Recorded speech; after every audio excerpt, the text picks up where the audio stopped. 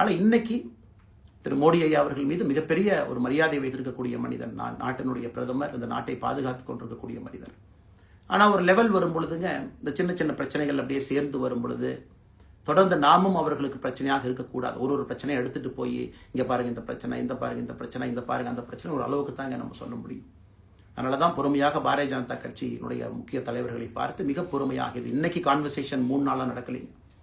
இதை கிட்டத்தட்ட நான் 1 ஆண்டு காலமாக பாரதிய ஜனதா கட்சியினுடைய தலைவர்கள்ட்ட சொல்கிறேன். 18 மாதங்களாக எனக்கு இருக்கக்கூடிய கருத்து வேறுபாடுகளை மிக பொறுமையாக, வெளியில் கத்தி கூச்சல் போடாமல் மிக பொறுமையாக 18 மாதங்களாக எல்லா இடத்துலையும் சொல்லிக்கிட்டே வர்றேன். டிசம்பர் 4ஆம் தேதி பாரதிய ஜனதா கட்சிக்கு சொன்னேன், நான் கட்சியிலிருந்து வெளியே செல்ல இருக்கின்றேன், இன்றைக்கே உங்களை நான் தயார்படுத்த விரும்புகிறேன், அதனால் நீங்கள் நாளைக்கு நான் எடுத்தோம் கவுத்தம் ஒரு முடிவெடுப்பதாக நீங்கள் நினைக்கக்கூடாது. டிசம்பர் 4, 2024 25 பாரதிய ஜனதா கட்சிக்கு சொல்லியிருந்தேன். தேர்தல் பணியை முடித்துவிட்டு செல்ல வேண்டும் என்று சொல்லியிருந்தார்கள். அதுவும் இந்த கட்சியினுடைய ஒரு உண்மை தொண்டனாக கட்சி சொல்லியிருக்கிறாங்க, தேர்தல் பணியை முடித்துவிட்டு மே கடைசி வரை நம்முடைய பணியை செய்துவிட்டு தான் வெளியே வரணும் அப்படின்னு. அடுத்து நாம் என்ன செய்ய போகிறோங்க?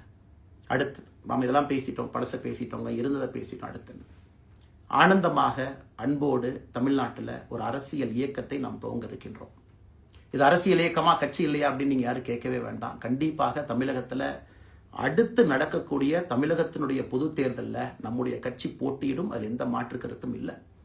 அதற்கு நம்ம தயார் பண்ணணும், நிறைய லீடர்ஸை தயார் பண்ணணும், நிறைய கேடர்ஸை, வாலண்டியர்ஸை தயார் பண்ணணும், உத்வேகத்தோடு தயார் பண்ணணும், அவங்களுக்கு அந்த ஸ்கில் செட்டை நம்ம உருவாக்கி கொடுக்கணும். அதற்கு கொஞ்சம் நேரமாகும்.